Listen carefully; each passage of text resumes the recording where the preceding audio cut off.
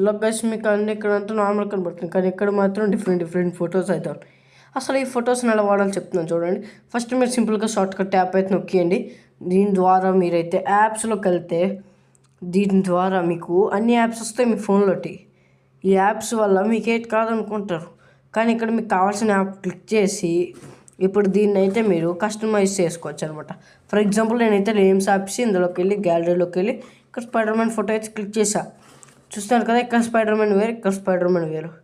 ఇలా క్లిక్ చేసిన తర్వాత డన్ కొడితే ఇక్కడ ఉన్న స్పైడర్ మ్యాన్ ఫస్ట్, సెకండ్ ఎలా మారిపోయింది చూసారా. ఇప్పుడు దీన్ని మనం నచ్చిన షేప్లో పెట్టుకోవచ్చు. నేనైతే చూడండి థీమ్స్ కూడా మార్చుకోవచ్చు అనమాట మనమైతే. నాకైతే ఇది నచ్చింది, సో ఇందులోకి అయితే వెళ్ళిపోయాను.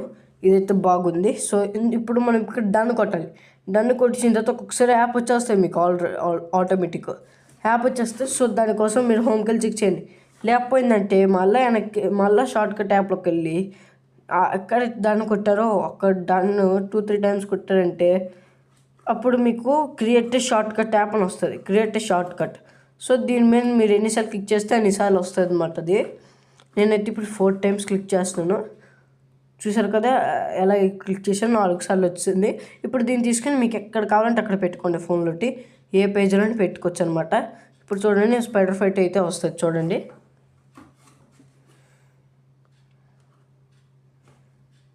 ఒక గేమ్ అయితే స్టార్ట్ అయిపోయింది స్పైడర్ ఫైట్.